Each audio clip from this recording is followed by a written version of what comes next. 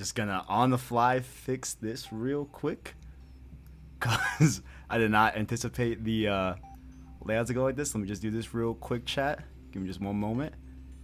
All right. Oh yeah, the layout is different. Yeah. It just didn't go the way I thought it was going to, but it's all good. No worries. We're all good. I'm gonna adjust mine as well. We're all good. All right, Well, we're live. What is going on, guys? It is your boy TKD123 here, back in your place in store. This is, of course, Road to Rift Apart, episode 10, the weekly podcast dedicated to any and all things Ratchet Clank Rift Apart, from news, lore, reactions, interviews, and upon release, which is already out today, our review along the spoiler cast later on in future episodes. With me, of course, my co-host Tajay. How are you doing, good sir? Yo, what's up, my boy? Doing good. Yeah, doing good. And I'm of course, excited right now. Absolutely, yep. And of course, special guest, I don't even know what it meant. The man, the myth, the legend, Mr. David Kaye, voice actor for Clank and Ratchet Clank. How are you doing, good sir? Good, but let's just get one thing straight right off the top. I will never ever be as cool as you guys ever. So, I don't know. I think you kind of edge it out, to be honest. I think you kind of got that one, to be honest. You know, but actually, you had me on here, guys. It's pretty cool. Yeah, no, of course. Yeah, I mean, thank you for agreeing to come on and everything. I know this was a few weeks in the planning and everything. I know you're supposed to be on, I think, episode 6. It got pushed, all that good stuff, you know what I'm saying? But glad you're here finally, of course. But just some housekeeping here. Catch us out here on YouTube, the Conferences, Places, and Source, as well as podcast services like Apple Podcasts, Google Play, Spotify, etc. via our anchor link down below in that description. You can, of course, like and or rate the podcast. You hope to get seen by more viewers so we can grow the PSS family, as well as down below. Like and dislike and let us know what you like or hate. I mean, I hope you don't hate the show, but let us know down below as well. And connect with us further on Twitter and Discord in that description. And of course, shout out to all the members on the channel, the Prince tier members like Tapiwa Musa and Gameplay Sir, and our $5 King tier members, just like Caleb Kaiser, SideQuest Sean, City of Ed Gaming, and Owen as well. Hit the join button, become a member of Hidden Source as well. Stream series as well, you can check that out on the channel. We are doing Ratchet Clank Rift Apart. Episode 1 was already done last night. That was a good time as well, and we will definitely talk about all that good stuff. But I've been talking for too long. I want to throw it first to the man of the hour, David Kaye. What have you been playing recently? You know, like, I know, of course, you are a voice actor. Of course, you voice in a lot of games and everything. I'm sure we'll get to. But are you playing anything specific right now? No, and the reason is my son moved out 2 weeks ago for the first time, so it's kind of emotional. He took the PS5 with him and the VR. No way.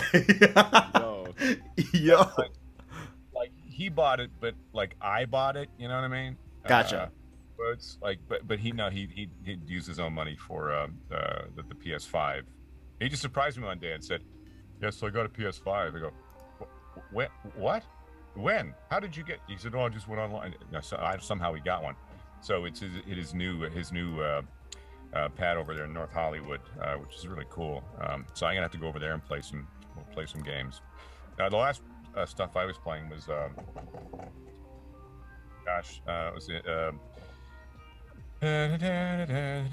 can't even remember the last PlayStation game I played, the one Nathan Hale. I played some of that. Oh, Resistance. Yeah. Resistance. Okay. Because I hadn't seen it for a while, and actually we're in the process of moving, and there is a bunch of games up there. Resistance 2. I got all the Ratchet and Clank stuff up there, Splinter Cell and such, some older stuff. But we're moving, so my mind has been consumed every night for the past 2 months. It's the most stressful thing you can do is move. Yeah. True. So everything is sort of packed away. The last thing I did play was I kind of horsed around a bit with Splinter Cell and what the story one, the Walking Dead. I was doing the Walking Dead one for a while, which is kind of cool. My son turned me on to that one. Just not a lot. The pandemic is weird for me. I know we're still not quite out of it, but during the throes of it, the best thing mentally for me was actually being on shows and doing, like, you know, we're all on like we're doing here at Zoom, with like cartoons and some games, and we were working on the Ratchet and Clank thing, and that was like my medicine, being in here and, you know, laughing with people, you know, on a screen, but we're still like, your mind's off everything. And So I kept busy, watching a lot of movies, catching up, binge watching stuff, developing things for pitches and working on my own stuff.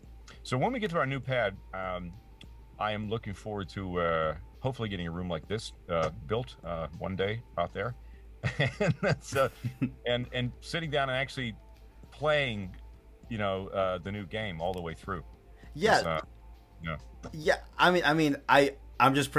I'm pretty shocked. I mean, I guess not shocked, whatever. But like, it's like interesting that you're of course one of the 2 stars in the most recent PS5 exclusive, of course, Ratchet Clank Rift Apart, and you don't like. Have you played the game? Like, have you played the final build at all? Like, I'm just curious on that whole standpoint. Of the new game? No, I haven't. That's crazy. What I like to do is I like to be pleasantly surprised. I'm one of these people that doesn't ask a lot of questions. I kind of stay in the moment, and we're working, and we got a lot of new stars on this game too, with Jan Hale and Deborah and of course James, myself, and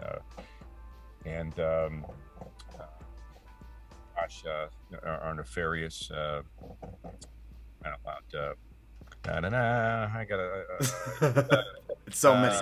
It's so many people. Robin, I can doubt Robin. I haven't seen Robin for a while, and it's so great to see them on the screen this morning. We were doing a bit of a launch, and so it's you're going to see and you're going to find out from a lot of people who worked on the game, from voice over talent all the way through this. It's a real team effort. I mean, we're just sort of part of it. I know we're the characters, but the writing, and I got a huge shout out to the lead writer on this. She was great, Lauren Mee, and she grew up. She played like when she was in second grade. That was one of her first games she played. In second grade was Ratchet and Clank, and here she is at Insomniac on a AAA project, and she's the head writer on this, and so they've done such a great job. It really is. It makes me feel old because a lot of people on this morning, I was seeing, because Ted was there. Ted remembers my first audition, talking to Ted Price, and he remembers the very first time that I sent in the audition. And how old were you at the time of the first game in 2002? Yeah, what was that? How old were you in 2002? So how old was I? I can't remember. I was 2. You were 2. Yeah, 2002. I was 4. Yeah, I was 4. So there you go. So I was 4. I was hired for this. Like I read for the role must have been 98, 99. Must have been, right? Because it took probably 4 years for the game to come out. So I'm thinking it must have been like late 90s. I just remember getting a paragraph. It was a paragraph. There was a bit of a description, and I remember the description was sort of he's a robot, but they didn't want him to sound like a robot. They wanted him to sort of have a personality. So it's kind of like walking a razor's edge. You kind of, well, how do I do that? So I literally, this is when I was recording on DAT tape. You don't remember that, I don't. You remember that? No. I don't. I I'm ain't sorry. never heard that. That was the thing back in my day. But it was so I just threw the thing in, and I had this my agent. I was living in Canada at the time. We emigrated here to the U.S. We're U.S. citizens, but I was living in Canada still, Vancouver, and I got this audition from my L.A. agent, and it just said, hey, give us a few takes of this and we'll send it in. I have no idea what I was doing, and I just started kind of playing with the lines, and it seemed if I moved my head like this, it was robotic, but I wanted. Whoa, wait. I mean, it's like there he is. So in my mind, and as the years went on, I wanted him, like in the movie, there were some moments, very touching moments, and it was great because James and I worked together in the studio for the first time together, because we all did separate sessions in the games, but doing the movie, we were actually together in the room because it was fun to play off each other. So it helped bring that level of emotion to this AI character, and I wanted people to feel something. I wanted to feel something. And having him in the studio, really helped. So as the character went on in the years, he developed over the years, it was easier, became easier to bring a bit of emotion into him because people sort of they were expecting that. He's just not your regular everyday robot. He has a backstory, and you know, he's a being as far as I'm concerned. So, you know, Just trying to make, somebody feel something when he talks. Yeah. and there's a softness to him. There's he's lovable, you know. So I just did my thing and sent it in and forgot about it. And Ted remembers hearing that audition, and he remembers, you know, he told me this morning. He said, "I remember that we heard that. Went, that's it." So, and here how many years later? We're like 15, 20 years later, right? Yeah. I mean, You're still doing it. Yeah. actually, crazy. I did have a question. You know, like you talked a little bit about, you know, your first audition and like starting out with the franchise with the first game back in 2002. My friend Jack Martin, he actually writes for PlayStation Games and all that. He asked, you know, did you ever expect the series to be a core franchise in PlayStation history? Now we're almost, next year it'll be 20 years with the franchise. Like, did you ever expect this from the start? No, not at all. It was you never think that. You know, the only other franchise I've been involved with, there's been a few, but the big one, of course, the Transformers world. I grew up with like Bugs Bunny. I grew up with like weird, strange cartoons, like psychedelic stuff, and I used to, you know, Tex Avery, weird things. I used to love all that stuff. So I was never exposed to, you know, G.I. Joe or Transformers. I didn't really pay too much attention. I started doing these auditions, and I think it was good that I wasn't, because I didn't have any preconceived notions. You know, I didn't have any you know. So coming up with these characters, I'm glad, like for the Megatron character in the Beast Wars Transformers thing, I had no idea what Frank Welker had done. And I think I'm glad I didn't know, because it would have maybe colored my outlook on the character and been in Clank. So it was a new character as far as I was concerned, and this character was a brand new character. I like it when these are new characters, because you can, for me personally, you can create something.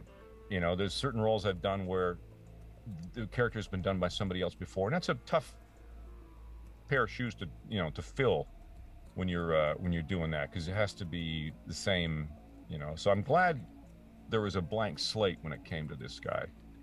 So I don't know, did I answer any of your questions? Probably No. I mean, I think you. Yeah, no. I actually have a question with, like, for instance, all right, so you know how let's say, I don't know if you know anything about recording music, but you have like a DAW that's like FL Studio or Pro Tools. Mhm. Well, my question was like, what DAW do y'all use, as well as like what plugins? Like, do y'all have any plugins for your voice other than like a basic EQ to like bring out the pitches and sound? They want us to be lean and clean, you know. Oh, so it's raw recordings? So it's raw. Like I use an Apollo, you know, in the studio. This is a Peluso P67, you know, modeled after the old U67 Neumann. And it just goes through basically a board, and there's very little on this. And for the recording of the game, last couple games, I guess this one in particular, we use an Omni mic, which is a lapel mic they use for film, and it hangs on your head right here. Mm-hmm. You put a baseball cap on backwards, and you clip it in there, and then, you know, they use that. So that's all. They don't want anything on it at all. So When I do the voice, it's robotic, but and there's an element of there's a bass to it. There's a it's hard to explain, but Ted originally thought that I'd put something on it. I sweetened it, or I did something with it. And that is raw. That's all you. Yeah, it's just that's crazy. Yeah. but Ratchet, Even the laugh, like the hee, like. That's based on I thank Frank Welker for that. The Scooby I call it the Scooby laugh. Oh. Bro, that is wild. That is crazy. Because that's one of the things when you're developing a character is, okay, how does he laugh? And I remember the first couple sessions I went in for this character, like we were recording at Warner Brothers at that time in the big soundstage, which was really cool for me to go over there and go, oh my God, I'm under the Warner Tower. you know, literally we were in the studio under the Warner Tower. And I think one of the questions was, well, how does he laugh? And I'm like, it's the good thing, because that's a voiceover thing. That's if you're learning voiceover, how does this character laugh? What is he? And so we kind of I didn't know. I kind of tried a few things, and then I thought of Scooby Doo. You know, oh, okay, you know. So I did that with Clank. You know, they just back and forth. And bro, it's so crazy hearing it in real time. Like that, I don't know. It's weird hearing it like real life. I'm right with Tadre, because listen, I'm not sure what answers I was gonna get out of David Kaye, right? But one of them was right. One of them was not the prospect that when we hear Clank in the game, like it's not edited at all, really. Like you that's just your voice, and like that just speaks to obviously your talent. But like I just never thought that like, because it doesn't sound like human. Like it's really interesting. Like that's a really good. That's crazy. Like I said, it's a razor's edge. You know, when you're working with the AI. I seem to do a lot of grandpas, robot grandpas. I don't know what the deal is with that, but I don't know. I do I identify with a robot? But it's like even then, like I thought y'all use some type of like EQs and pitch correction, because like, you know, sometimes you yell or like you talk different. It's like that's crazy. You hit like all intact. Like I know you know how to control your vocals. Like well, that's the thing, right? It's a control, and you know, being a musician, and you know that it's all about nuance and control, right? Right. I mean, I seen, you know how Tom Kenny does SpongeBob. You know, he takes his hand and you know, it's you use. I've done characters, you know, like this and here. Make a big jowl. You know, it's bro, what? So it use all part of the instrument. So your body's the instrument. You're just kind of figuring out ways to use it. And like when I was younger, I didn't know what the hell I was doing. I still, honestly, you know what? Some days I don't. I know what I'm good at. I know how to do things because there's been enough time on the planet. But it's when you're younger, you're just trying to figure this stuff out. And the older you get, you go, oh, you develop these little tricks. You develop these little things that you don't really think about before. Or you see somebody, you know, Roger Craig Smith I worked with in a lot of cartoons, and he's so freaking funny and a great guy. And he has all kinds of funny little things that he does. And D. Bradley Baker is another voice actor who's just mind-blowingly. And Frank Welker, my God, you know, you hear crickets, and he can throw a cricket's, you know, sound. You're looking around for the cricket, and it's Frank, and he's over there. So it's an instrument. It's music. It's jazz. It's you know, that's what it is. It all comes down to that for me. Yeah, interesting. Yeah, I did have friends of the channel, Owen. He has a question because he has done some not mocap. He's done some voice acting here and there on the side, and he just asked, you know, for someone who has recently done his first mocap session and voice acting for a small company, how did you actually get into mocap and voice acting? As like a hobby, or now of course as a career? And I guess, you know, to double side with that, is there any advice you would give to, you know, someone that may be listening or watching that wants to break into that as a career? Yeah. Well, you know, I don't do enough mocap. I just, for some reason, I can't seem to crack that. And I think a lot of it has to do with a schedule. My agent keeps, you know, my animation agent keeps saying, "You sure you don't want to throw your hat in the ring?" I go, "Yeah, maybe I'll start." It became mocap, I think, is important because that's where everything's going, right? They were talking about doing some mocap stuff during the recording of this latest game. Really? Interesting. And I can't remember that. It was like just before the pandemic, and they said, "Hey, if things get better, are you willing to go in?" And that was like, you know, it was like March last year. I'm not going anywhere. I'm barricaded in my house. I'm not leaving. And so, of course, they scrapped that. But, you know, I've done a few things where I'm in the room and I'm like, well, I wish I could bounce around and do some stuff. I never got going on that, or I never sort of threw my hat in the ring. If a mocap thing would come up, and I'd look at it and go, just based on my schedule and stuff, and if I'm doing animation and other stuff, and I also do a lot of trailers and promos and you know, radio and television affiliate work, and you know, I'm sort of all over the map, kind of like a Swiss Army knife in a way. So if I'm going to do some mocap, I get a chunk a day that there's some clients that I'm going to need to record for, and okay, how do I do that? So it becomes time management. But fast forward to today, where I have a couple of portable rigs. I mean, I can record in my car these days, and I've done that on the road. And And so I can record. Let's say I'm in a mocap session and I have to do it, and I'm in there for a few hours, and maybe on the break, I'll whip out to the car. I'll turn the, I'll upload the video, audio. Somebody wants something like a television news station or a promo that I need to do, or trailers, or if you're on a trailer campaign, you got to be available. So as much as I really want to do mocap, and I think I'd still like to, and I've been asked to, my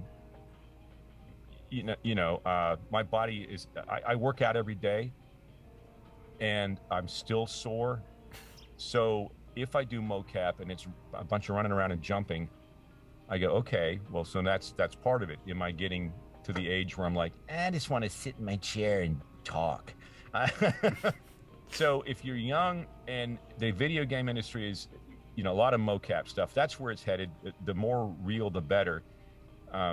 It's acting, learning lines, being prepared, being on set. It's imagination. It's all pretend. And you got to be as real as possible. And so you combine those two things with voice acting and action, and it's the best of both worlds. So a long-winded answer is do all of it. It's acting. It's it's what it is, and you're on set, and it's the same as being in front of a camera. You just got a suit on. So that's where it's headed, and it's very cool. So I'd say mocap is where it's really going to explode, and already has. Right. I have a great question for you. Mm-hmm. This is dates back to I guess prior to you guys, how y'all record your lines now. And that was, from what I've read, I don't know exactly if this is completely accurate, but for the first 4 Ratchet Clank games, or the first 3 before Deadlocked, you recorded your lines without actually meeting, his name is James Arnold Taylor. You never met him before? Yeah. How was that like, because the chemistry of the characters, you feel it that it works together very well. Yeah. How did y'all do that without actually working together? Yeah. Did he send lines first? You went off of his, or you send yours first? You went off of yours, or did y'all not hear it at all? No, never usually heard him until I may have heard him coming in the studio for my session, and they would be fixing something, and it'd be James. I knew James before this. And to me, he was he's one of the those oh God, I hope to have a career like his one day. When I first started out, and I remember the first time we met. You're right; it was 3 or 4 games in, and we were at recording in was it Castle? What was the studio over in Burbank? And I finally met him, and of course he's much shorter than I am, and so it's completely opposite. Yeah. Yo. So, Hey, let me get on your back. That'll be fun. I said, well, I don't think it's a good idea. You might break me. So, but yeah, it was neat to finally meet in person. That's how it is. You as an actor, you have lines in front of you. The trick is to make it in the moment and real as possible. To be, that's your job. When we're in the studio situation, we're behind the glass. Sometimes I'll run down the scenes, and they'll maybe say, okay, in this scene, blah, blah, blah, and there's a chunk of dialogue, and I'll just go through that a few times. Other times I'll have the voice director, in this case, Chris Zimmerman, who I just love to pieces, will read with me. Sometimes she won't. I'll be fine. I'll just on my own. But sometimes I'll just to get the intent of the scene, I'll ask someone to read the lines beforehand, read Ratchet's lines. So that's how I would do it. We just play off each other. So, and they're doing their job very, very well, because they know if it's going to work or not as well.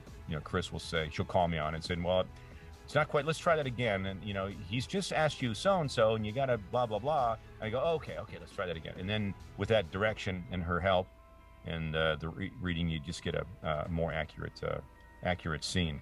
But it's just being in the moment, man. It's that old actor school stuff. It's just, yeah, you have to pretend like what you're saying is coming out of your mouth for the very first time, even though you said it about 40. That's the trick. Yeah. It has to be new you're just discovering something every time you open your mouth. Right.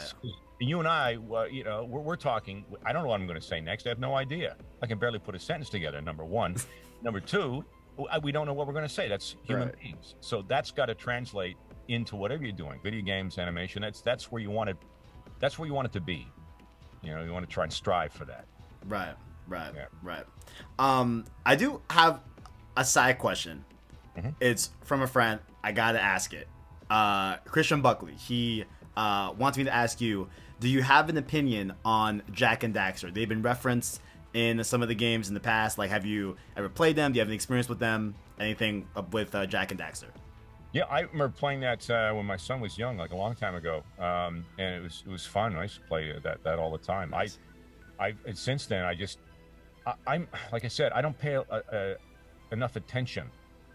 I know the Jack and Daxter franchise. I know it's and they're cool, and that's beyond that. I don't know. I sort of focus on what I'm doing and making sure that what I'm doing is good, not good but great. I'm trying to make whatever I do great. So I don't think too much about stuff like that. Yeah. You know what I mean? Yeah. I love the character when I play. I remember it was like years ago. I was playing the characters, and I just like, oh, okay, moving on to the next game. Respectfully though, yeah, you don't need to know because Ratchet and Clank is way better than Jack Oh, and Daxter. okay. All right. Okay, Taj. How Okay. it is. I know people love Jack and Daxter, but they don't have anything at all on Ratchet and Clank. Ratchet and Clank is far superior in every way possible. Clank and Ratchet are way better than Jack and Daxter, so there it is. You don't even gotta worry about it. Yeah, so you said that. I didn't say that. Yeah. I said it. I was just gonna say that, like David K, you just brought up that you try to put your all in everything, make sure everything's great. I was gonna say it's fantastic. What you do with Clank, like Tajay is a long time Ratchet and Clank fan. Me, I just played through all the games in the past few months, and so I'm a bit of a new fan to the franchise. So I just want to say, hey, you've done a fantastic job consistently throughout the games, for sure. Thanks. For sure. Yeah. Thank you so much. Definitely. I'm kind of hoping. I was going to ask this morning, but I'll have breakfast with Ryan Schneider, one of the guys there in Insomniac, and I'm going to say, is there any way that they can make it so we can play all the games like on one platform? How does that work? Thank you. Yes, we all want that. We all want that. We all want that. We all want that. I will ask that on your behalf. Yes, thank you. Yes. And I'm sure there's, who knows if they're even thinking about, I'm sure somebody's going, it'd be kind of cool if we could all play it all the way It's through. only right. It's only right. It's only right. It's only right. right. I guess because I guess it's the technology, right? That's however, and the money that you have to spend making everything platform. I don't know. Yeah. I can't believe you just said that. I'm not taking it for like set in stone or anything, but the fact that you said you go ask, that's no, I would because I want to. Oh yeah. I want to be able to sort of like, let's start from the beginning and and go through and see, because it's kind of fun to go from the start and see where they are now.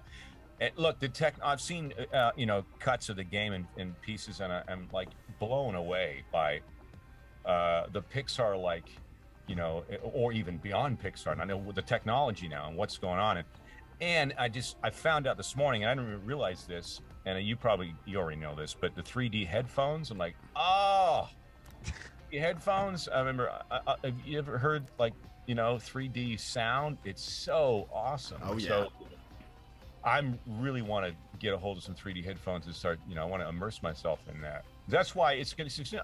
It'll be a couple of months because moving, is just it's horribly stressful, and I want to get out there. And it's sort of sit down and go, okay, nobody's around, get the joystick, get the thing going, and I want the whole experience. And until I can do that, I'm just gonna I'm gonna look at clips. I'm gonna see things, so I'm familiar with the game for the most part. But until that moment, that's when I'll really get into it, when I can just take my time and do that, because there's too much distraction right now for me. Right. I did want to ask a little bit more about, of course, this new game, Ratchet Clank Rift Apart. It's out today. I've played about 2 hours of it. I think Tajay's an hour in. But not as much as I want to, but we'll get some hours in. Yeah, for sure. I just wanted to ask you, what was it like when Insomniac approached you to, do Rift Apart after Ratchet & Clank 2016 and the movie project? Was there a different type of like direction they were looking for with Clank? Were they looking to do something different with his character specifically going forward in the series? Like, was there anything that was a bit unique involving, you know, Clank's involvement in this new game when they approached you with the project? Yeah. Well, there's two things. Number one, when my agent called and said, so, I don't know if you've heard, but there's going to be another Ratchet and Clank game. I was like, God, thank God. He's not dead. Good. Okay. All right. I was thrilled because it's like, okay, we're still going. We're still going. Oh, yeah. And the number two, the only really direction, I mean, Chris was talking about it in the development, you know, the new writers and let's see, you know, Lauren and Brian, we wanted to make sure that, because I'm now, oh, man, it's hard to say, 20 years older, make sure that Clank doesn't sound, make sure he's still, you know, the up in here, make sure he's here. You know, and make sure he's not sounding rough and up like you're getting older. Like he's a little older, you know, weathered. That was the only direction, was to just make sure, you know, we keep him here, and that's the, you know, the biggest thing of doing a character for so many years. You still have to, you know, sound like you're young, and you know, hey, whatever that is. That was the only thing. But it was just more like relief and joy, and the fact that we're going to be working on another game, because it takes a long time, as you know, to record and to develop. And man, the artwork and the scenes and the dialogue and all the sound. I mean, everybody's just AAA on this, man. Like from top to bottom, all the way through. It's just it's crazy. Crazy. Yeah. So you're speaking on how, like, for instance, of course, the franchise has been going for a long time. But like, yeah, we're still going. So this is a great segue to a question I would ask you. Out of all the many years of like working on, you know, Ratchet and Clank and being Clank, what is your favorite moment, you think, like, between the characters or just in the game in general?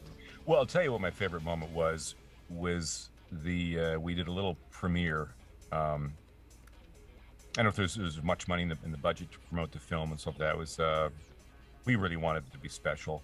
The coolest there's kind of two coolest moments, but it was the film and sitting in the movie theater at the ArcLight in Sherman Oaks with a lot of my peers and some of the cast, and James and I were there, and you know, my kids and friends and wife was there, and then the big screen, you know, on comes the character, you know, and it's Clank, and my voice is like, I'm sitting there going, oh my God, now I did get that and a couple times, and I was in the movie Up, the first scene, but I'm a voice in the movie, the beginning of Up. Adventurers out there, child's months, you know, that whole, you know. I didn't know that. That's cool. Yeah, we were the Hollywood premiere of that, and I was in that film, and that was an amazing experience, and it went on to win an Oscar, for crying out loud. So that, but this was me as my character. It was an actual character, and we're like the stars of the show. And then the movie poster, and I'm looking at the movie poster. It's right back there. Yeah, back there. Yeah. You know, Sylvester Stallone, David Kaye. I go, huh? like it's surreal. There's this kid from a small podunk town in Canada, in Ontario, that who would, and I got my name on a movie poster besides Sylvester Stallone. What? You know, it's like, wow, that was right. Yeah. So that the film was where all those moments of, oh my God, this is a thing, and it's happening, and then we're doing it, and so, you know, that blew me away. That was kind of cool. So speaking of the film, whenever you did those VO for that, were you like around Bella Thorne and stuff like that as well, or you just? Like, oh yeah, we did a press day with Bella. A lot of they did their own. I was so. I mean, look, I'm the master of not asking anything. So I show up to the thing, and she's looking beautiful and everything else. I'm like, who's that? And James says, "Oh, that's Bella Thorne." I go, "You mean she's in the movie?" She's, "Yeah, Oh, I didn't know that. Nice, nice. Yeah. You have like 6 million followers? I think I had like 6,000 at that time. Okay, well, no wonder she's okay. Um, and yeah, so there's the people who are in the film. We didn't really get a chance to work with them all. But who was Paul Giamatti was one of my favorite, and John Goodman was in it. Bella was in it. Oh gosh, Rosario Dawson, who I'm in love with. Still. Love her. Oh my. Love her. Oh yeah. And I thought Rosario she was fantastic. She's fantastic. She's great. So I wish I had a chance to meet these people, but we were all separate because people are, you know. Yeah, yeah. I see. Now, I do want to pivot a little bit towards the solo game that you had, Secret Agent Clank, right? My friend Omar Nakvi wanted to ask, was there a specific James Bond or Bond-esque or literally a Bond movie that influenced that game and that performance? And was there any ideas that you had for a sequel or anything that was floating around in the ether of ideas that we could continue Secret Agent Clank to some degree? Yeah, I remember the chatter after the game came out. We said, we got to continue this, man. These are great. We got to continue, but who knows, Yeah. Come back. But everybody's seen it it was quite fun. But I just had to make sure he had a bit of, again, he's an AI. Now we have a bit of emotion with this, but he also has to be suave now. It has to be James Bond. So you sort of throw that in your brain while you're doing these things. And James Bond always has these quips in all the movies. So you try and just. I always called it Clank with swagger. That's sort of how essentially that's what it is. Yeah, that's how I kind of did that game. But it's kind of fun to be the star of the show. Yeah. I bet. Yeah, exactly. I say Clank and Ratchet. I feel like they're equal. I feel like Clank isn't really a sidekick. I feel like he holds up just as strong. So. I agree. You can't do the one without the other. It's right. I agree. That's true. Especially, let's be real. You're the center of the universe, the holder of time, the clock. You are. So, You are. I mean, really, you are the star. You really. If you really get dig down deep, yes. Yeah. Absolutely. So. What? Yeah. I kind of have an open-ended question, right? So, of course, you've played a lot of different characters in media, right? Like you've been Jarvis, Commissioner Gordon in Arkham City. You mentioned earlier Nathan Hale in the Resistance franchise, Vision, Superman, etc. Right? What specifically does Clank mean to you? Oh well, he's that. There was one voiceover talent I can't remember. I think it was the guy, and gosh, forgive me, I can't remember his name, but he's the voice of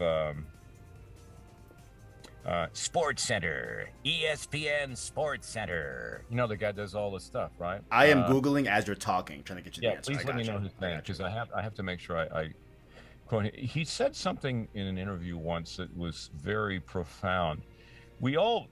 Was it Cayman Kelly? Was it Kelly? Yeah, I think what's his name? Kelly. Yeah, Sports Center. Cayman Kelly. I got the first thing on Google. Pretty sure that. Or Chris Kelly. I don't know. It's Chris Kelly. I think it's Chris. I think it's Chris Kelly. I think it's Kelly. It's something. But he's the announcer for ESPN. You hear him all the time. We'll just call him Kelly and hope one of them is right. we'll just do that. I just want to make sure I give him a shout out, because he said it's like you go to the library and you get to rent these characters for a while. I mean, in the fact that in the Transformers universe, some of us get bummed out if we're replaced, but that's just the business. I mean, I'm so fortunate to be able to have inhabited and been able to sort of rent this character for a while, and make it my own. Like, for example, my good friend Eric Bauza, who's now Bugs Bunny. He's he's a Filipino Canadian. I mean, he's one of the most iconic voices. Bugs Bunny, for crying, Daffy Duck. You'd never know it by looking at Bauza. He's so good at it. But he says, we get a chance to inhabit these characters, and it's an honor. You just have to kind of look at it that way, that you are fortunate enough to be able to have, created this character and yeah, like none of us are guaranteed a role, but to actually have a character and live on for a long time, like a Beast Wars Megatron or Clank, or any of these characters, is just a thrill, because it's very rare. It's very rare. But I'm honored to be able to inhabit these characters for the time that we have. This Kelly guy from ESPN said, one day they're going to get a young kid come in here and do this, but hey, it's what a hell of a job. What a job it is. It's fantastic. It's fun. Wouldn't do anything else. And for somebody coming out of school wondering, I was in radio at the time. When I was 17, I started doing, on air on a radio station, but I had no idea what I was going to do. I don't have a clue. So thank goodness I found something. This makes a great segue. So we're talking about like all the different characters you've done and like, what's your favorite. What would be like a dream character that you would like to step in the shoes of that you haven't done thus far? Anything from Star Wars. Anything. Oh yeah, I love Star Wars. I had a chance to do a small role on with Dave Filoni on the series, the animated series. But wait, I saw you were you were a general or something. I was, like that, right? Tandon, General Tandon. Yes, yeah. In one of the episodes, and I mean Star Wars, like when you said you were how old were you? You said you were 2 or 4 years old when you started playing. Yeah, that would have been Tajay. Yeah, I resumed. Yeah. When I started playing, I was 4. But so I played the first one in 2004, even though it came out 2002. But then from there, I just always went up all the way through, like everyone that came out. Yeah, and I'm 21 now. 4 years old, and when I was, how old was I when the first Star Wars came out? 77. So I remember leaving that movie theater. I went, oh, I wanted to be part of that.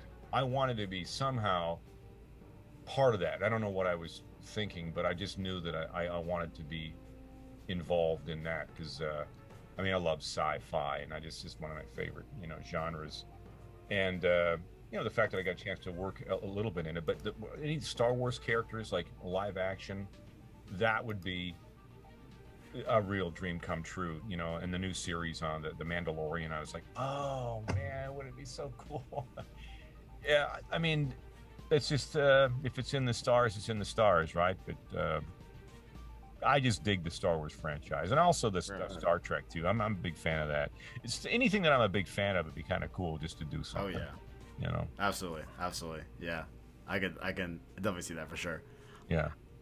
We can go a couple different ways here. I'm trying to really siphon out which one I want to go for. You know what? We can tie it back to, obviously, like, I don't think any of us really wants to like think about the past year, right? And like how that's gone, right? But how was it like, from a perspective of a voice actor, being in the industry? I'm used to, both me and we're used to consuming the games and hearing about it when a trailer drops or news drops, right? But how was it like in game development from a voice actor's perspective in the trenches during a pandemic? Like, what was unique challenges that arose from that, or just anything you want to just go off on? Well, in my case, it's so fortunate to have this here. Yeah. It couldn't be built better for a pandemic. Yeah. But there were friends of mine, and we were in the middle of a series, who had to go from scratch. And I always maintain, to always tell people, get a little system for home. It's easy to do, now, and put a little booth up and whatever, spend a bit of money. But this was for me, it wasn't that bad of a year last year for work. All the concert tours that I usually do, that disappeared. That's picking up big time right now because everyone's going out. So I was able to work fine. There was no all the cartoons and stuff. There's a few things that I'm not allowed to talk about that we were able to do, and the game now we can talk about. We were continuing to do that. It was all the cool thing for me is we were able to make it happen and continue on. There was I would say the first 4 months in the height of the pandemic, the first four, like many of us, my mental state was like, how am I going to do this? We don't know what tomorrow is. We had no idea what's going to happen. Everybody's like freaked out and afraid, and we had no idea. So thank goodness for my wife, my son, and a backyard and my studio. I was okay. I kept worrying about. I'm a bit of a lot of an empath. Kept worrying about like what other people were going through, and what was the folks in New York living in in a 1-bedroom apartment and all. I always worried about everybody else, and that's not good for me to do, because I just piles on. So the best thing for me, like I said earlier, was to be working and to doing, cartoons and working on Ratchet and Clank. And there was another video game we're working on too. It's been announced. It's coming out. What is it? The Psychonauts 2 is going to be released sometime in the new year. Oh, I didn't know you were involved in that. I didn't know that. Ford Cruller. I can tell you that. That's nice. Yeah. So, we're able to work on these all these things, and so for me it was okay. It was just sort of a mental thing, that the outside world is going through some weird stuff, but I have to just I got to keep it together. Right. Yeah. It was a struggle every day. You don't sleep well, and you got to get up and you got to perform. You got to be hey. That was tough, and I guess other than that, we seem to be in a better situation now. I can't wait to get back to table reads and in-person stuff, because I like the interaction much better. When you're in person, it's just it's great we're doing it by Zoom, but I like the personal the connection. Apparently I got to have that. Apparently that's a thing with me. Yeah. That's just human nature. Yeah. Definitely. I did think about something that you mentioned, right? So, going back a little bit towards just the history of Clank, like, is there a specific story beat that you find fondly, that you remember, or like, is there something like specific to a game that that you felt like was just a different level for Clank that you're fortunate enough to be a part of in the Ratchet Clank series? Okay, one more time. So I guess is there a specific story moment or story piece of lore that you really attach with Clank, like him, yeah. Like Taj, you mentioned earlier, was the clock, the father figure, where he comes from. Yeah. In the whole storyline, like I said at the very top, this character has a backstory, which is kind of cool. A lot of robots really don't have backstories. That's true. They're just created and they just get disposed of. Yeah, you brought up Star Wars, right? Like there's droids everywhere and they're just disposable, right? They're droids, yeah. and they're just Clank has this history, and I just love that. And I remember doing the whole thing about the father and the clock, and I was like, oh, so that I was thinking, well, that's why he has a bit of a personality, because he's not your typical robot. So he's essentially more than just that defect they said he was originally. I think that's 875429 or whatever he was. Yeah. I was gonna say, do you remember the name? I mean, the number and everything? No, I don't. I just throw out numbers. Yeah. I'll just bring it Clank. Clank will be fine. Yeah. So I actually have one too. Actually, so with Ratchet and Clank Rift Apart, obviously there's another Lombax at play, right? There's Rivet. What was it like, having to grow a chemistry with a new character in the franchise? After fans obviously become attached with Ratchet and Clank, the game is called Ratchet and Clank. What was it like, having to build that rapport with Rivet? Well, it was great. Number one, Jan Hale's a very good friend of mine, and she's just one of those super talents, you know. Oh yeah. And so fun to work with her. Work with her on the Avengers or Marvel stuff we were doing. Over the years, we'd worked on a few things together, but it's so great to be able to. When I found out she was in, I went, "Oh, well, this is going to be cool." I mean, I didn't know too much about the storyline, and but she was. I liked it because Clank had to show a different part of Clank. He usually knows everything, but now he's a little out of his element, you know. Yeah, which is kind of cool. Good point. Yeah. Over at Insomniac, I feel like right now, since I guess it's only right, since they just wrote this new character Rivet and they want to push it and get people on board with it, and everybody's like, "Oh yeah, Team Rivet, I love Rivet and stuff." Yeah. Me personally, I'm someone I feel like I'm open to meet Rivet and see how she is and like throughout the game. Like I'm open to it. I'm excited to see. But I want you to answer like to me, just completely non-biased, honest opinion, truthful, not even for market or anything.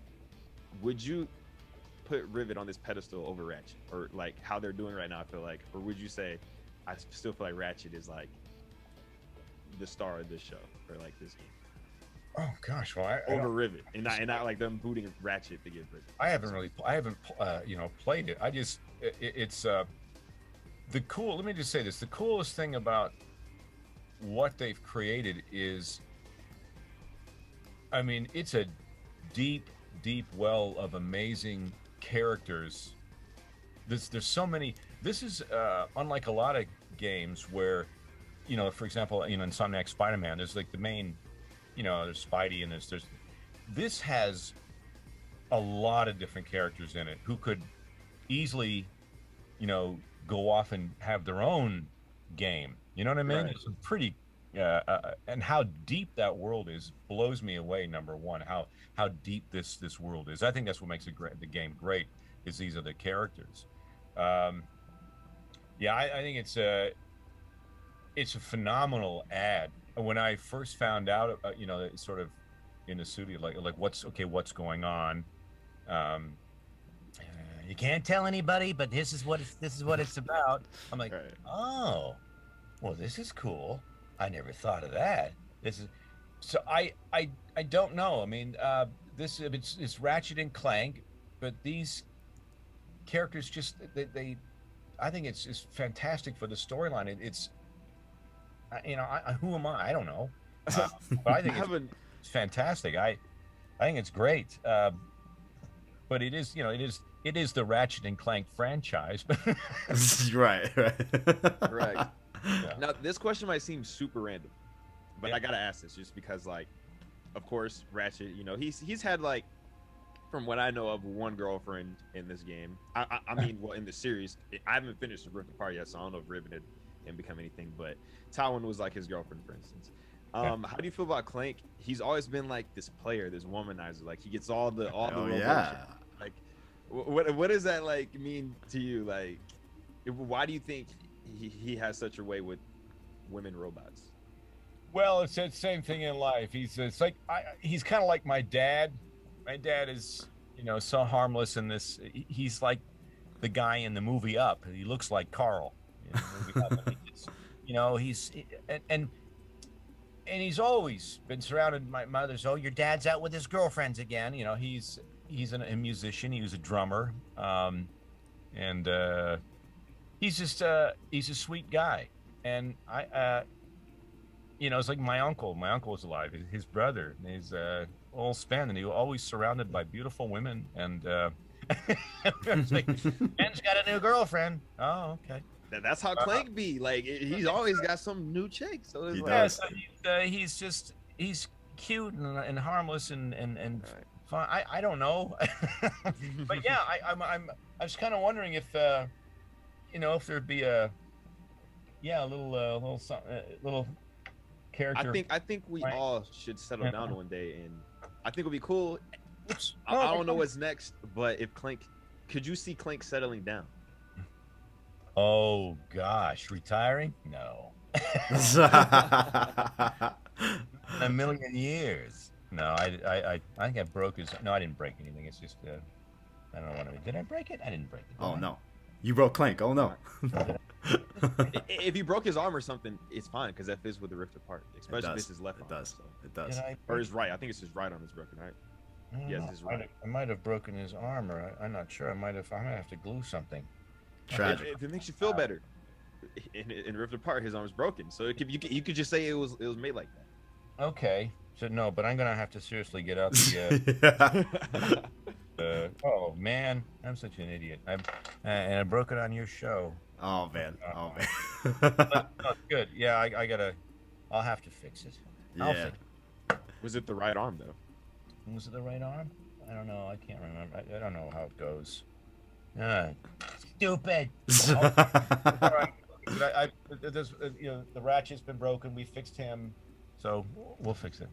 Now, it is getting, I think, a little bit closer to when you said you had to do a hard out and go to another appointment and everything. So definitely don't want to take up too much more of your time. But I did just have one final question, involving Ratchet and Clank Ripped Apart. Yes. Do you feel that, obviously I know you're not allowed to tell me the end of the story, right? Or like, do anything like that. But are you pleased with where Clank was positioned in this game? Like, do you think he has a good momentum perhaps moving forward? Do you think that they challenged the character in a way? Or just, I guess, overall, like, how do you feel, after your latest installment of being Clank in the series? It's great. I mean, the strength of these characters and what they've done with them, and how what they've written for them, the dialogue is really great. I couldn't be happier, honestly. Like we all said this morning in the launch, and everybody was, I mean, people were in tears, for crying out loud, how great the experience is with working with this entire team putting this game together. So no, from my perspective, Clank, they threw everything at Clank and then some. So it was a lot of fun. There were times when where I was exhausted after the session. I don't really get that way, so that they're working you.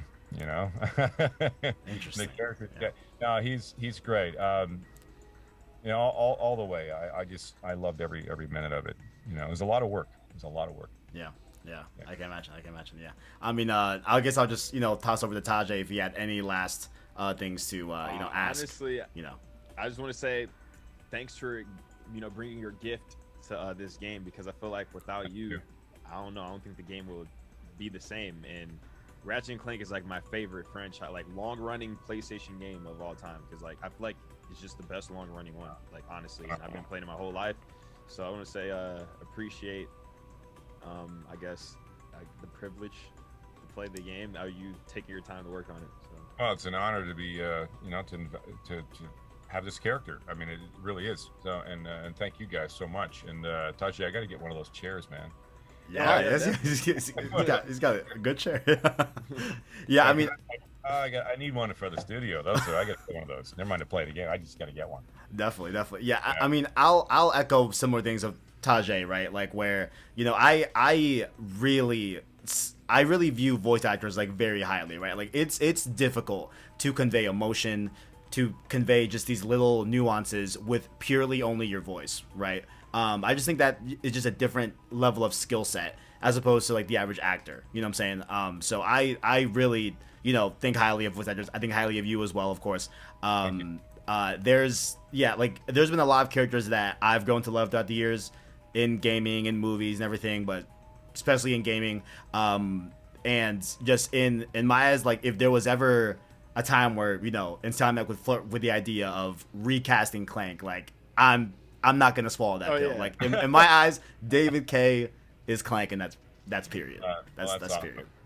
Yeah. Thank you so much, guys. Really appreciate it. Yeah, it makes my day, makes my year, decade, makes my last 20 years. That's Very appreciate it. Dude, yeah. Thank you so much for coming on, David Kaye. Thank you for giving us your time. I really do appreciate it. Of course, we all do really appreciate it. I guess at this time, I'll just outro the show, and if you need a hard out, feel free to just dip out whenever you need to. Yeah, I need to get on. Go. Yeah, I need to go. Apparently, I'm getting. But thank you again, guys. Really appreciate it. Of course. Appreciate Thank you. you. Thank you. All right. Thank you so much. You got it, man.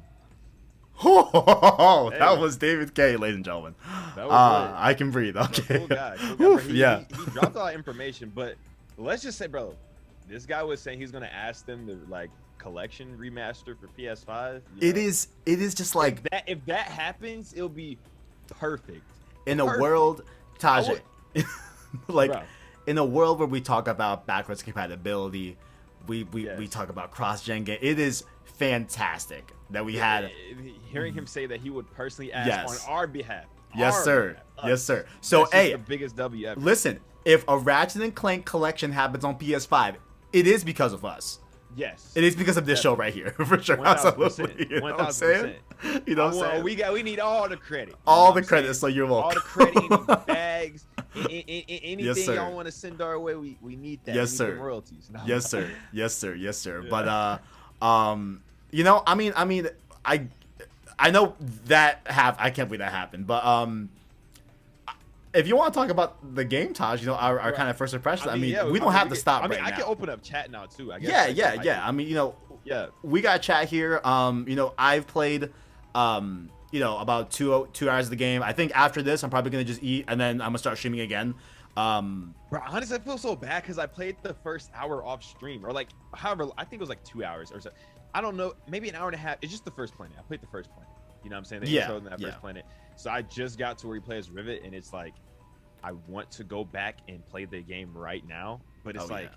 should I restart and just go on stream, or should I just sit back, chillax, and just play the game? Like, I don't know how I hear want that, I to hear like that, I hear attack that. it yet, but I just gotta say the gameplay is fire. I love the fact they added a sprint mechanic. That's just something very different. Yeah. The fact that you can sprint now, it adds different momentum. Also, the whole dodge thing, I feel like it adds another level to the gameplay as well. It's where it's kind of like, I don't want to say it's like Returnal, but It's got a similar. I hear it you. has I like hear a you. crazy pattern in the game. I feel like this game is probably the most challenging one I've played, because I played like the higher difficulties on the ones that did have like a difficulty setting where you could choose. But I feel like this game is truly like it's challenging. Like, I feel like it's Yeah. a challenge when I'm playing it. I gotta make sure I dodge and jump and switch weapons around and actually mix things together to actually, you know, come out on top of like the war zone. And I also like how they kind of give you your arsenal early on, like Yeah. jam packed early on. That is so- true. Yeah, you get a lot of weapons. Like when you're just leaving Sargasso, I feel like I almost have yeah. a full weapon wheel, and I'm like only in the second I like at area. least Yeah. half of one. Yeah, Hell of a yeah, lot. yeah, for sure. Yeah, I mean, I'm feeling what you're feeling. I love the game. I love the way the game feels so far. I gotta just tell this. Oh wait, we can talk about. Yeah, okay. You brought up that you were gonna play the game in fidelity mode, right? Shout out to Yeah. that. But I was going to, but I'm not gonna lie. After I found out that, like, you know, it's 1440p with the lowest of 1080p on natively with the 60 frames ray tracing, I swallowed that pill. I switched it up every single time I play these games. I always go fidelity, but I was like, for this, you know, just due to the fact it's like combat based and it's fast paced and everything, I'm gonna go with performance RT, because that's also what I did with Demon Souls. It's like I feel like Demon Souls, you want that extra frames. So I was like, I'll just do that for Ratchet Clank, and I've been liking it. And I tried to switch it, and I just, after playing on that RT performance so long, I don't think I'll be able to do it, bro. Performance ray tracing It looks great. it literally does not make sense. Like it doesn't make sense, bro. It doesn't make sense. It looks good. so good and runs so good. Like it is like there's a breakdown already on Digital Foundry that they posted this morning. But like even last night, like I was really, switching back and forth between fidelity and performance RT, and it's like what little like visual quality you lose switching over to performance RT Right. is so minuscule, and I just don't wonder think if the it average person affects, like, like- dude, it's insane. It looks it affect- so good. When you turn it down to like the performance stuff, does it affect like density? Yeah, Like- so the only spot where Digital Foundry found it was in the very beginning of the game when you're at the like award scene and there's people in the stands. That is a little bit less dense in terms of crowd density, but that was like the only major section that they found it in. Oh, so really? Yeah. It's not even. Like, Yeah. you're- There's still like a they said there might be less cars in Nefarious City that are flying above you, but they couldn't discern it. Yeah, they couldn't discern it. The NPCs in the actual layout are a similar count. Like, performance RT is the way to go, 110%. Also, Felix, I agree. The game does look great. The art style is fire, and it's actually, for it to be such like a cartoony looking game, it has like that blend, like the materials, or like, what's the word, the textures of certain things look realistic as fuck. Dude, it is like it the is art stunning. style's like, it's like halfway, like, you know, like cartoony, but there's just certain things in it where it's like, that looks real. Like, I just think it's the textures, like on the weapons, or like the Omni wrench, or the clothing a bit, like stuff like that. It's kind of like with FF7, I feel like the same type of art style. Not necessarily the same, but like when it comes to like some things being photorealistic and then other things being like, you know, cartoony. Exactly. Like, you know, like on Ratchet's nose, he has like the, you know, the crevices and stuff like that. Like, there's just levels of detail to the game that you wouldn't think would be there that is definitely there. Yeah. And also of like the reflections on like Clank and I don't know. It looks it looks like the one time last night on stream I stopped. I was like, this is mind blowing. In Nefarious City, there's a part where it's like right behind where you meet Miss Zorgon. There's a place where you can magnet boot walk up this like wall. And when you see the rain coming down and the light with the fog in that specific spot, like, and the light's bouncing this way because you're on the thing, right? It is stunning. It's fucking it's fucking stunning, bro. It's stunning. It looks so good. It's like ridiculous. I also like the animation. It's just something so like good, bro. Something about Ratchet Clank, like actually hearing footstep, like the way I feel like the footsteps in this game sound different from any Ratchet Clank game as well. Like I feel like, I don't know. I don't know. It's just a well crafted game. I mean, especially that first tether. Oh you yeah. go through. Oh yeah. You know what I'm talking about, when it loads like the world. If you like position your screen like sideways, you could like run through it and like see it like pop in like. Oh wait, you mean when you go into like the pocket? Yeah, the pocket dimensions. Yeah, like, and Digital Foundry is like, like that's a loaded environment in there.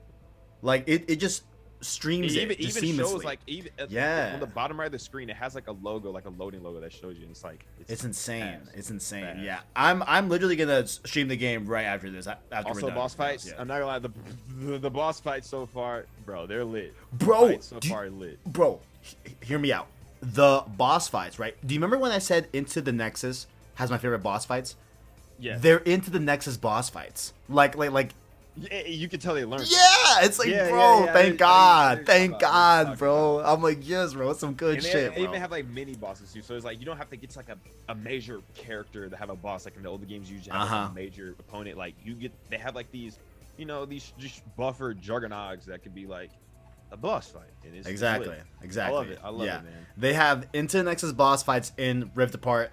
I got to my first Clank side thing, right? A temporal thing I had to do. It's very interesting. It's feeling like a Kraken time, like it's not exactly, but it's feeling like it. Like when you get to it, we'll talk about it for sure. But like it feels very similar to a Kraken time Clank stuff. I'm really liking the game. Yeah. Bro, I think my stream just crashed. No. Oh no, I think I'm still going on my end for sure, but oh man, that's trash. I mean, my stream crashed. That sucks.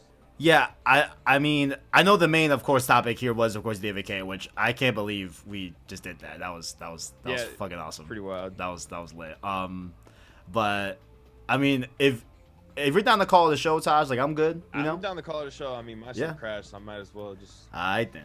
Yeah. But hey, that was lit. We're all anti at first, and then it happened. It was. Listen, chat. It was flowing. I'm not gonna lie, but the way we're bouncing, like, it was good. I feel like sometimes I'll do 2 questions, you'll do 2, I'll do 1, you do 1, I'll do 2, do 1. Like, I feel like our flow was good. Yeah, definitely. And I don't know how, but I feel like what was crazy about it, the way that we asked the questions, I felt like, bro, I was segueing like a motherfucking beast. Like a beast, bro. Like a beast. Absolutely. Segues are crazy. Absolutely. I feel like I fucked up on that one question, like asking him about like his favorite like story part in the games, but that's what I was trying to ask him at first, but I got something else out of it. Yeah, I appreciated it though. Yeah, I did too. I was like, okay. I was like, wait, I know that Tajay meant a game moment, but he meant just a moment in just in general, and I was cool with that. I think you're trying to bounce it back to him. I was. Yeah. I was trying to be like, no, like give me a game moment though. But honestly, that moment, him talking about Bellator, and stuff like that was cool too. That was cool. I thought that was cool because we got to get into the movie a bit, and I didn't really know how we're gonna introduce that into us. Because I didn't watch the movie, y'all. Like I'm throwing it out there. Like I didn't watch the movie. You know what I'm saying? Oh, that's why you were silent during that. Yeah, I was like, oof, okay, like shit. Okay, yeah, I played the game. Like shit. You know what I'm saying? Oh man. But I also had to, even though it's a little bit toxic, I had to let the guy know that Jack and Daxter ain't fucking with the Lombax. They just tell him, not. Tell him, man. I say it. Hey, it's on my list of shame series. You know what I'm saying? So I'm gonna get to it. Oh yeah. I'm gonna play it. I'm gonna get to it. You know, and we'll see, but we'll see how that goes. Yeah, but overall, chat definitely behind the scenes. I started getting nervous about an hour before this happened. I started like really feeling it an hour out before. Of nowhere, just like I was like, holy shit! Like we're like, he's a well established voice actor. Like he's in some stuff. And when he brought the Dave Filoni stuff, I love that he always wanted to do Star Wars because I fucking love Star Wars. So I would love if he never really. The only Star Wars content I've ever digested is like Jedi Fallen Order. And I hear you. Hey, but that PS5 version though came out today. You know what I'm saying? Cool with that.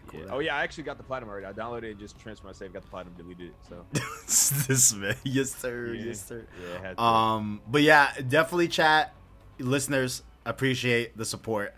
This would not have happened without you guys for sure. So shout out to y'all.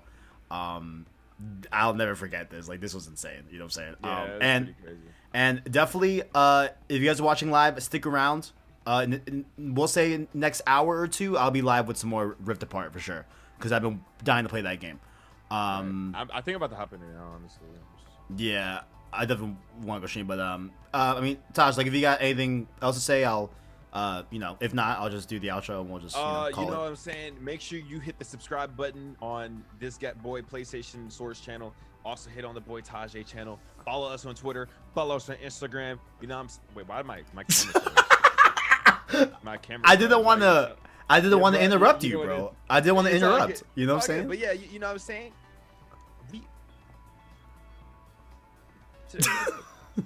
That was dope. Don't forget, you owe us that like button because yes, sir. My boy is gonna ask about bringing the games to PS5. So those of you who might like this Ratchet Clank game, you want to experience the others. You never know. Listen, all I'm saying. Plus, you gotta remember, it's crazy. You know what I thought about when he said that? What's up? I'm sorry, let's extend this a little bit. No. I remember that PlayStation blog for Ratchet and Clank. They're talking about celebrating the anniversary sometime next year, which is the 20th next year, right? Yes, sir. It is 2022. He could have been alluding to it low key to us. I mean, if we had more time, I wanted to be like, man, hey, so that's what I was trying to do with my last question. Like, yeah. But is there gonna be more? The second he said that, what we were talking about earlier before stream, my brains would boom, we got it. Yeah. Boom, we got it. Yep. But it's crazy. It just happened naturally. I'm so happy he brought up the prospect of like whether it's like a collection, whether it's probably not remaking all the games. That's probably a remaster. Up-resing. Yeah, we'll do a simple up-res. You know, that's all right. Yeah, give us native 4K 60 frames. Maybe. Yes, sir. Maybe they could be 4K 120 frames. Dude, 60 frames into the Nexus. You know what I'm saying? Like any Ratchet. I think that's the only one that's 30. No, 2016. Well, 2016 got the 60 frames, so that's fine. Yeah, but the only one I think that was 30 was Into the Nexus, right? I think that's the only one, at least the ones that I played. I don't know if like Deadlock's in 30 or something like that. I don't know. Deadlock is 60. Deadlock is 60? Yeah. So I'd say just that one, because that one should have been a PS4 launch title. I'm throwing it out there. Into Nexus should have been Into Nexus should have been a PS4 launch game. Just throw it out there. But yeah, Taj, congratulations, bro. That was fucking awesome. Sure. We killed that shit, if I say so myself. You know what I'm saying? Yeah. But yeah, this has been Road to Rift Apart, episode 10, the weekly podcast dedicated to any and all things Ratchet & Clank Rift Apart, from news, lore, reactions, and upon release, our review along with the spoiler cast. So now we're in the post phase, Taj. So we only have a few more episodes to go. You know what I'm saying? So we'll like convene this week if we're gonna do just like talking deeper about the game, or if we end up For what finishing we the game. played so far. I might try to finish it. I think that we could finish it before next week. Personally, I think that we can do it. So, I mean, if it ends up being like next week is the review / spoiler cast, and then You the know week. what's crazy? What's up? The second that man left, I feel like the energy in the room changed. In like a bad way? In a good way. I feel like we just get like at first we were talking like all like like then we're like talk about the game. We're like all excited talking about different mechanics. Like at least with me, like I got super talkative the second he left talking about that game. Well, I mean, feel like yeah. I mean, it's just weird because I was, bro. I ain't gonna lie.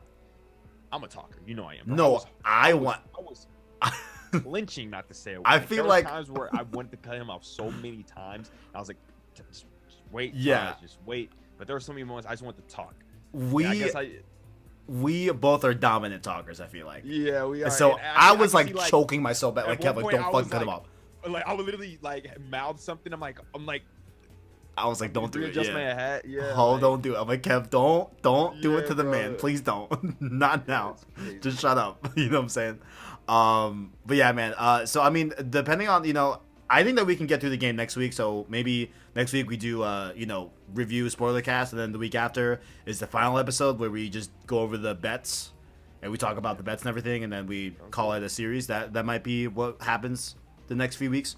But yeah, of course, you can catch us here on YouTube.com/Blazing Source, as well as podcast services like Apple Podcasts, Google Play, Spotify, etc. via our anchor link down below in the description. Like the video and rate the podcast to help us continue to have more viewers so we can grow the PSS family. Down below as well, let us know what you like or dislike about the show, and connect with us further on Twitter and Discord in the description. Links down there. Shout out to my Prince tier members, Tapiwa Musa and Gameplay Sir, and our $5 King tier members that go by the names of Caleb Kaiser, Psycho Sean, City of Shout Ed out Gaming. Caleb Kaiser, yeah. Shout out- Caleb Kaiser. Shout out to homie Owen though, shout out Shout to out homie Owen. Owen. Big Yeah, ups. shout Shout out to out that. Owen. You know what I'm saying? Yeah, And shout of out course, Owen. check out the stream series as well. Ratchet Clank stream series going on strong. After that, we'll be doing Metal Gear Solid 5 stream series as well. So definitely a lot more stream series to come. But yeah, I'm gonna put this up on podcast services right now. And yeah, thank you all for watching. And as always, greatness awaits. Awaits.